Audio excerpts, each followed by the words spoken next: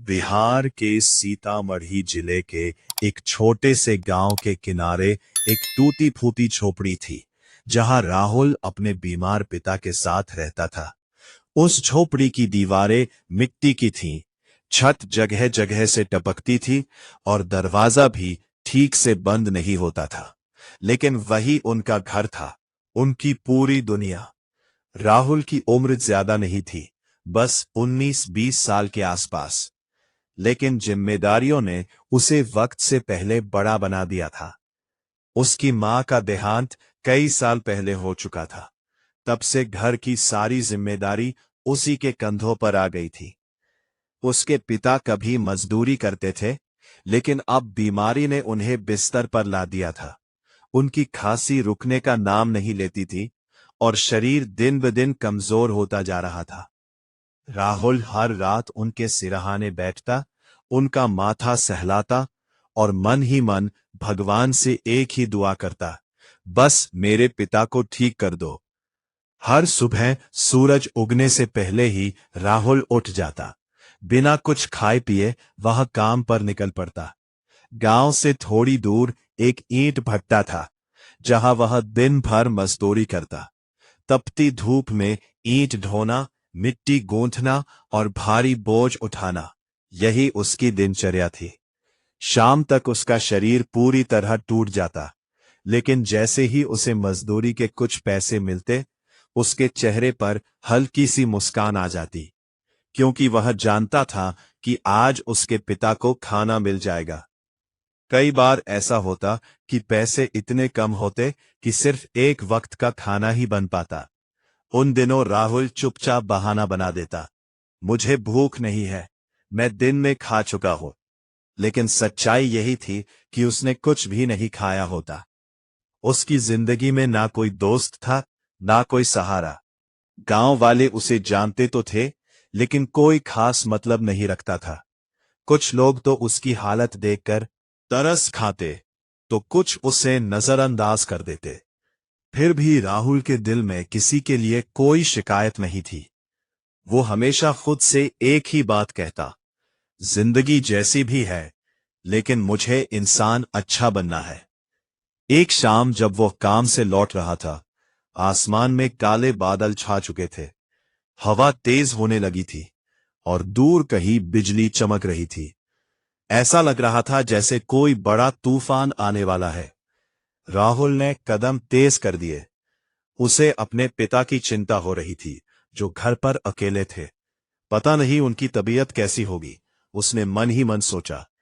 जैसे ही वो गांव के पास पहुंचा, बारिश शुरू हो गई। कुछ ही मिनटों में तेज मूसलधार बारिश होने लगी। रास्ता कीचड़ से भर गया और चलना मुश्किल हो गया। लेकिन राहुल रुका नहीं।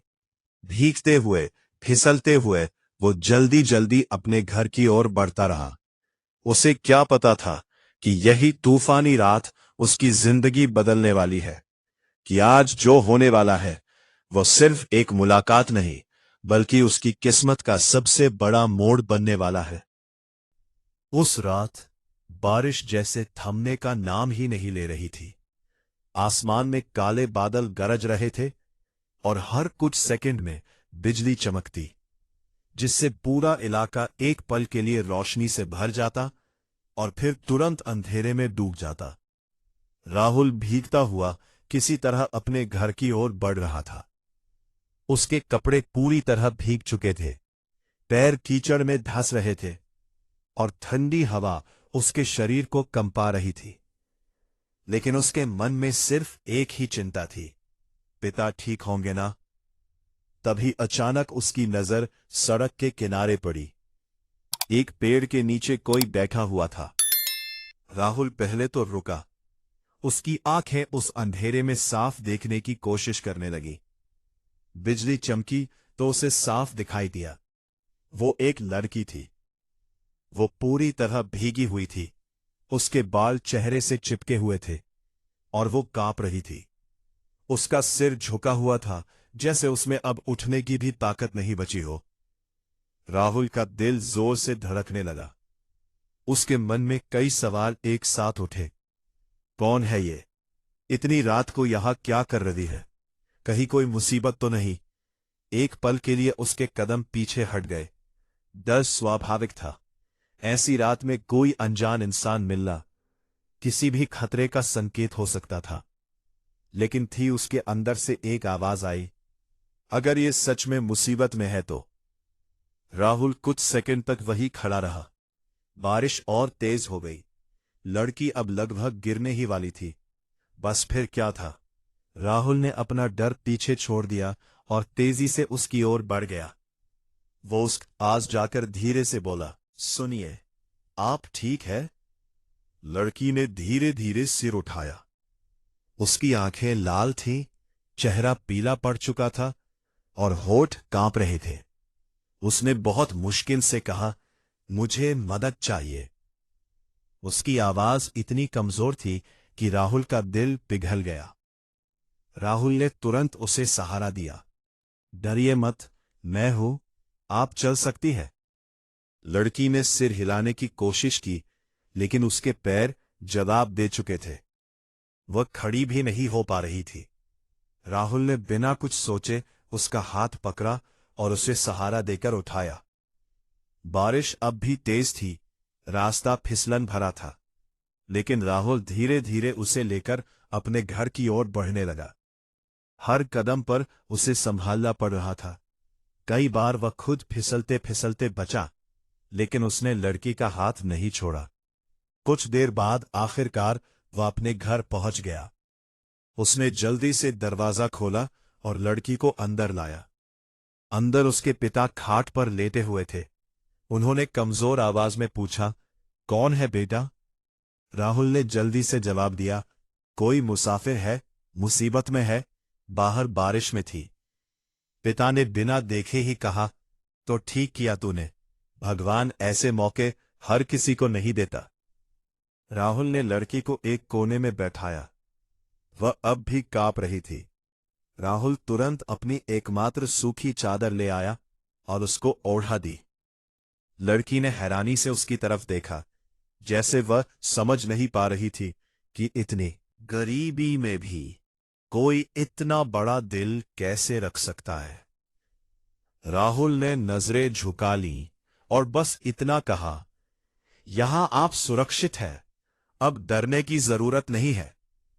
बाहर तूफान और तेज हो चुका था, लेकिन उस छोटी सी झोपड़ी के अंदर एक अनजान रिश्ता जन्म ले चुका था। राहुल को अभी भी नहीं पता था कि यह लड़की कौन है और यह रात उसकी जिंदगी को हमेशा के लिए बदलने वाली है। झोपड़ी के अंदर अब थोड़ा सुकून था, लेकिन बाहर तूफान अभी भी पूरी ताकत से चल रहा था। हवा की आवाज, बारिश की तेज बूंदें और बीच बीच में चमकती बिजली सब मिलकर उस रात को और भी भारी बना रहे थे। कोने में बैठी वह लड़की अब भी कांप रही थी। राहुल ने देखा कि उसके हाथ ठंड से सुन्न हो रहे हैं। उसने जल्दी से चूल्हे में आग जलाने की कोशिश की। काफी देर की मेहनत के बाद आखिरकार चूल्हा जल उठा और हल्की सी गर्माहट पूरे कमरे में फैलने लगी। राहुल ने एक पुराना गमछा उठाकर उसे दिया और बोला, आप अपने बाल सुखा लीजिए, नहीं तो तबीयत और खराब हो जाएगी। लड़की ने धीरे से गमछा लिया। उसकी आंखों में कृतज्ञता साफ झलक रही थी, लेकिन वह कुछ बोल नहीं पा रही थी। राहुल के पिता खाट पर लेटे सब देख रहे थे। उन्होंने धीमी आवाज में कहा, बेटा, कुछ खाने को दे दे, लड़की बहुत कमजोर लग रही है। राहुल कुछ पल के लिए चुप हो गया। उसने नजरें झुका ली, क्योंकि वह जानता था कि घर में खाने के नाम पर बहुत कम था, बस थोड़ा सा आटा और थोड़ा नमक। लेकिन अगले ही पल उसने खुद को संभाला और चूल्हे के पास बैठ गया। उसने आटा गूंथा, रोटियां बनानी शुरू की। हर रोटी के साथ उसके मन में एक ही ख्याल चल रहा था, पिता और इस लड़की को तो खाना चाहिए, मैं बाद में देख लूंगा। कुछ ही देर में उसने 2-3 रोटियां बना ली। उसने उन्हें एक पुराने से बर्तन में रखा और लड़की के सामने रख दिया। लीजिए, थोड़ा खा लीजिए, उसने धीमे से कहा। लड़की ने रोटियों की तरफ देखा, फिर राहुल की तरफ। उसकी आंखें जैसे पूछ रही थीं, और तुम? वह धीरे से बोली, आप नहीं खाओगे? राहुल हल्का सा मुस्कुराया और नजरें चुराकर बोला, मैं खा चुका हूं, आप खाइए। ये एक झूठ था, लेकिन उस झूठ में स्वार्थ नहीं, सिर्फ त्याग था। लड़की ने धीरे धीरे खाना शुरू किया। हर कौर के साथ उसकी आंखें नम होती जा रही थी। शायद उसने जिंदगी में पहली बार ऐसा खाना खाया था जिसमें स्वाद से ज्यादा अपनापन था। राहुल दूर बैठा उसे देख रहा था। उसे भूख लग रही थी, लेकिन उसके चेहरे पर कोई परेशानी नहीं थी। उसे बस इस बात की खुशी थी कि सामने बैठा इंसान अब सुरक्षित और थोड़ा बेहतर महसूस कर रहा है। कुछ देर बाद राहुल ने जमीन पर एक पुरानी बोरी बिछा दी और कहा, आप यहां आराम कर लीजिए, रात काफी हो गई है। लड़की ने धीरे से सिर हिलाया और लेट गई। राहुल खुद दरवाजे के पास बैठ गया, ताकि अगर बारिश अंदर आए तो वह संभाल सके। साथ ही उसकी नजर बार बार अपने पिता पर भी जा रही थी। कुछ देर की खामोशी के बाद लड़की ने धीमे से पूछा, आपने मुझसे कुछ नहीं पूछा, मैं कौन हूं, कहां से आई हूं? राहुल ने बिना उसकी तरफ देखे जवाब दिया, जरूरत नहीं लगी। मुसीबत में इंसान की मदद करने के लिए उसकी पहचान जरूरी नहीं होती। ये सुनकर लड़की बिल्कुल चुप हो गई। उसके पास इस बात का कोई जवाब नहीं था। उसने पहली बार किसी ऐसे इंसान को देखा था जिसके पास खुद कुछ नहीं था, फिर भी वह देने में पीछे नहीं था। लगी बाहर तूफान था, लेकिन उस छोटी सी झोपड़ी के अंदर इंसानियत की एक मिसाल बन रही थी। राहुल को नहीं पता था कि वह जिस इंसान की मदद कर रहा है वह उसकी जिंदगी में आगे चलकर क्या मायने रखने वाली है। लेकिन उस रात उसने एक बात साबित कर दी कि असली अमीरी जेब में नहीं, दिल में होती है। सुबह की हल्की किरणें धीरे धीरे झोपड़ी के अंदर आ रही थी। रात का तूफान अब थम चुका था। चारों तरफ शांति थी, बस कहीं कहीं से टपकती पानी की बूंदों की आवाज सुनाई दे रही थी। राहुल दरवाजे के पास बैठे बैठे ही सो गया था। ठंड और थकान ने उसे वही जकड़ लिया था। जब उसकी आंख खुली तो सबसे पहले उसकी नजर उस कोने पर गई जहां वो लड़की लेटी थी, लेकिन वहां कोई नहीं था। राहुल तुरंत उठकर खड़ा हो गया। उसने इधर उधर देखा, झोपड़ी के बाहर झांका, लेकिन लड़की कहीं नजर नहीं आई।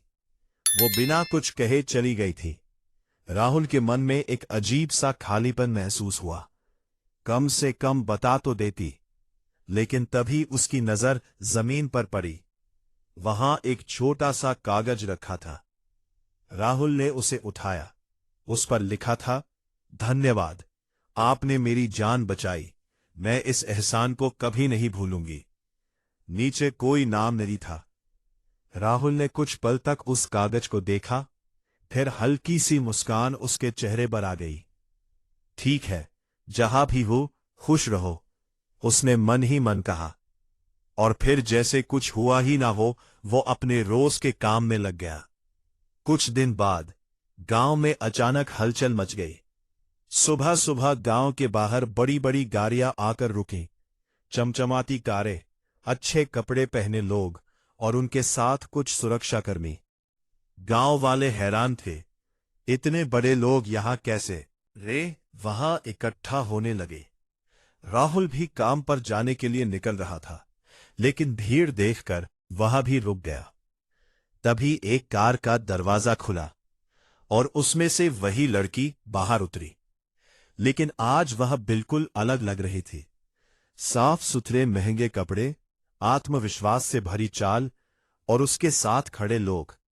ये वही कमजोर, डरी हुई लड़की नहीं थी जिसे राहुल ने उस रात देखा था।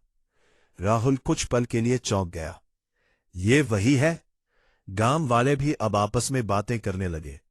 लगता है कोई बड़े घर की लड़की है। वह लड़की सीधे भीड़ को पार करते हुए राहुल की ओर बढ़ी। उसकी नजरें जैसे सिर्फ उसे ही ढूंढ रही थी।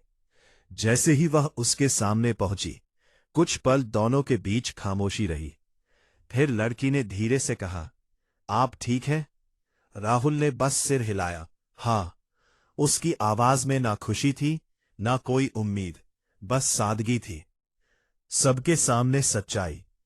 तभी लड़की के साथ खड़े एक आदमी ने आगे बढ़कर कहा, आप जानते हैं ये कौन है? गांव वाले उत्सुक हो गए। उस आदमी ने ऊंची आवाज में कहा, ये अनन्या है, शहर के सबसे बड़े उद्योगपति की बेटी। पूरा गांव सन रह गया। अब सबकी नजरें राहुल पर टिक गई। लोग कानाफूसी करने लगे। अरे, ये तो उसी के घर रुकी थी। देखा, जरूर कुछ बात है। लेकिन उसने कोई प्रतिक्रिया नहीं दी। अनन्या ने सबकी बातें अनसुनी करते हुए आगे बढ़कर कहा, इस लड़के ने मेरी जान बचाई थी। उस रात अगर ये मुझे अपने घर नहीं लाते, तो शायद मैं आज यहां नहीं होती। पूरा माहौल एकदम शांत हो गया। जिसे लोग अभी तक साधारण समझ रहे थे, वो अब सबकी नजरों में खास बन गया था। अनन्या की आंखों में सच्चाई थी और राहुल के चेहरे पर वही सादगी। राहुल अभी भी चुप खड़ा था। उसे ना गर्व हो रहा था, ना कोई खुशी। जैसे उसने जो किया, वो उसके लिए बस एक सामान्य इंसानियत का काम था। लेकिन उसे ये नहीं पता था कि आज के बाद उसकी जिंदगी पहले जैसी नहीं रहने वाली, क्योंकि ये मुलाकात अब एक नए सफर की शुरुआत बनने वाली थी। गांव का माहौल अब पूरी तरह बदल चुका था। जहां कुछ देर पहले लोग सिर्फ तमाशा देख रहे थे, अब हर किसी की नजर राहुल और अनन्या पर टिकी हुई थी। फुसफुसाहटें तेज हो रही थीं, सवाल उठ रहे थे और हवा में एक अजीब सी बेचैनी घुल गई थी। अनन्या कुछ पल तक राहुल को देखती रही, फिर उसने अपने साथ खड़े एक आदमी को इशारा किया। वो आदमी तुरंत आगे बढ़ा और एक बड़ा सा बैग राहुल की तरफ बढ़ा दिया। राहुल ने बैग की तरफ देखा, फिर अनन्या की आंखों में। अनन्या ने शांत लेकिन गंभीर आवाज में कहा, उस रात आपने मेरी जान बचाई थी। ये मेरी तरफ से एक छोटा सा धन्यवाद है। पूरा गांव जैसे सांस रोककर उस पल को देख रहा था। किसी के चेहरे पर उम्मीद थी, तो किसी के चेहरे पर शक। राहुल कुछ सेकंड तक चुप रहा। उसके मन में कई ख्याल एक साथ चल रहे थे। उसके बीमार पिता, खाली घर, भूखे दिन और सामने रखा वो बैग, जिसमें शायद इतनी रकम थी कि उसकी सारी परेशानियां खत्म हो सकती थी। लेकिन अगले ही पल उसने धीरे से अपना हाथ आगे बढ़ाया और बैग को वापस अनन्या की तरफ सरका दिया। मुझे इसकी जरूरत नहीं है, राहुल ने शांत आवाज में कहा। यह सुनते ही पूरे गांव में सन्नाटा छा गया। अनन्या भी एक पल के लिए चौंक गई। ये आपकी मदद के लिए है, राहुल ने थोड़ा सख्त होकर जवाब दिया। मैंने आपकी मदद इंसानियत के लिए की थी, सौदा करने के लिए नहीं। उसकी आवाज में कोई गुस्सा नहीं था, लेकिन एक अडिग आत्मसम्मान साफ झलक रहा था। भीड़ में खड़े लोग फिर से कानाफूसी करने लगे। देखो, नाटक कर रहा है। इतने पैसे कौन मना करता है? ये बातें अब राहुल के कानों में साफ साफ पड़ रही थीं, लेकिन उसने किसी की तरफ नहीं देखा। अन्ना ने फिर समझाने की कोशिश की। आपकी हालत मैंने देखी है। ये पैसे आपके बहुत काम आ सकते हैं। इस बार राहुल की आंखों में हल्का सा दर्द झलक आया, लेकिन उसकी आवाज और भी मजबूत हो गई। गरीब हूं, मजबूर नहीं, और अपने आत्मसम्मान को बेचने की इतनी भी जरूरत नहीं है मुझे। ये सुनते ही चारों तरफ खामोशी छा गई। अब किसी के पास कुछ कहने को नहीं था। अन्नन्ना बिल्कुल चुप हो गई। उसने शायद पहली बार किसी ऐसे इंसान को देखा था जो पैसे के आगे झुका नहीं। उसके चेहरे पर अब हैरानी नहीं, बल्कि सम्मान था। लेकिन भीड़ अब भी नहीं बदली थी। कुछ लोग अब भी ताने मार रहे थे। पहले फंसाया, अब ड्रामा कर रहा है। ये सुनकर राहुल के चेहरे पर एक पल के लिए दर्द साफ नजर आया। लेकिन उसने खुद को संभाला। वो बिना कुछ बोले मुड़ा और धीरे धीरे वहां से चल दिया। अनन्या उसे जाते हुए देखती रह गई। उसे पहली बार महसूस हुआ कि शायद उसने मदद करने के नाम पर उसे छोटा दिखाने की कोशिश कर दी। उसके हाथ में अब भी वह बैग था, लेकिन उस बैग का वजन अचानक बहुत भारी लगने लगा था। उधर राहुल अपने घर की ओर जा रहा था। उसके कदम धीमे थे, दिल भारी था, लेकिन उसके अंदर एक अजीब सी शांति भी थी। उसने खुद से धीरे से कहा, शायद मेरे पास कुछ नहीं है, लेकिन मैंने खुद को नहीं खोया। और यही उसकी सबसे बड़ी जीत थी। उस दिन के बाद राहुल की जिंदगी ऊपर से तो वही रही, लेकिन अंदर कुछ बदल चुका था। गांव वालों की बातें अब भी उसका पीछा नहीं छोड़ रही थीं। जब भी वह बाहर निकलता, कुछ लोग उसे ताने मारते, देखो करोड़ों ठुकराने वाला आ गया। राहुल यह सब सुनकर चुप रहता। उसे अब आदत हो गई थी, लेकिन दिल के अंदर कहीं ना कहीं चोट जरूर लगती थी। उधर अनन्या भी चैन से नहीं बैठ पाई थी। वह शहर लौट तो गई थी, लेकिन उसका मन बार बार उसी झोपड़ी, उसी रात और राहुल की बातों में उलझ जाता। मैंने मदद इंसानियत के लिए की थी, सौदा करने के लिए नहीं। यह शब्द उसके दिल में गूंज रहे थे। उसे पहली बार महसूस हुआ कि जिंदगी में सब कुछ पैसा नहीं होता। फिर से मुलाकात। कुछ दिनों बाद अनन्या ने फैसला किया। वह बिना किसी शोर शराबे के अकेले ही गांव पहुंची। इस बार ना कोई बड़ी गाड़ी थी, ना कोई भीड़। राहुल अपने घर के बाहर बैठा था, पिता के लिए दवा तैयार कर रहा था। जब उसने सामने अनन्या को देखा तो एक पल के लिए चौंक गया। आप? अनन्या धीरे धीरे उसके पास आई और शांत आवाज में बोली, आज मैं यहां पैसे देने नहीं, कुछ सीखने आई हूं। राहुल ने कुछ नहीं कहा। वह बस उसकी बात सुनता रहा। दिल से दिल तक की बात। अनन्या ने आगे कहा, उस दिन मैंने सोचा था कि पैसे देकर मैं आपका एहसान चुका दूंगी, लेकिन आपने मुझे समझा दिया कि कुछ चीजें पैसे से नहीं खरीदी जा सकती। राहुल ने हल्की आवाज में कहा, मैंने कुछ खास नहीं किया, बस जो सही लगा वही किया। अनन्या मुस्कुराई। यही तो खास बात है। आज के समय में सही करना ही सबसे मुश्किल काम है। कुछ पल दोनों के बीच खामोशी रही। फिर अनन्या ने एक कदम आगे बढ़कर कहा, क्या तुम मेरे साथ चलोगे? राहुल थोड़ा चौंका। कहा, शहर? लेकिन मेरे साथ रहने के लिए नहीं, अपने पैरों पर खड़े होने के लिए। मैं चाहती हूं कि हम मिलकर उन लोगों के लिए कुछ करें जो हमारी तरह मुश्किल में है। नई राह की शुरुआत। राहुल ने तुरंत जवाब नहीं दिया। उसने अपने पिता की ओर देखा, फिर अपनी झोपड़ी की ओर।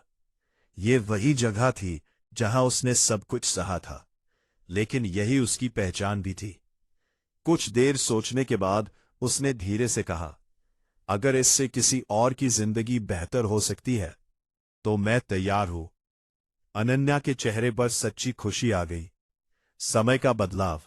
कुछ महीनों बाद शहर में एक छोटी सी संस्था शुरू हुई, जहां गरीबों को खाना मिलता, बीमारों का इलाज होता और जरूरतमंदों को सहारा मिलता। उस संस्था की खास बात यह थी, वहां कोई सवाल नहीं पूछे जाते थे, बस दरवाजा खुलता और मदद मिलती। राहुल अब भी वही था, सादा, ईमानदार और मजबूत। और अनन्या अब सिर्फ एक अमीर लड़की नहीं थी, बल्कि एक सच्चे दिल वाली इंसान बन चुकी थी। एक नया रिश्ता। समय के साथ दोनों के बीच एक गहरा रिश्ता बन गया। यह रिश्ता पैसे या एहसान का नहीं था, ये भरोसे, सम्मान और समझ का था। एक दिन राहुल ने अनन्या से कहा, तुमने मुझे जिंदगी में आगे बढ़ने का मौका दिया। अनन्या मुस्कुराई और बोली, और तुमने मुझे सिखाया कि असली जिंदगी क्या होती है। अंत जो एक शुरुआत भी है। एक शाम जब बारिश हो रही थी, बिल्कुल उसी रात की तरह, एक गरीब आदमी उनकी संस्था के दरवाजे पर आया, डरा हुआ, भीगा हुआ। राहुल और अनन्या ने एक दूसरे की तरफ देखा और मुस्कुराते हुए एक साथ कहा, अंदर आइए, यहां डरने की जरूरत नहीं है। सीख, असली अमीरी दिल में होती है, पैसे में नहीं। सच्ची मदद कभी छोटी नहीं होती।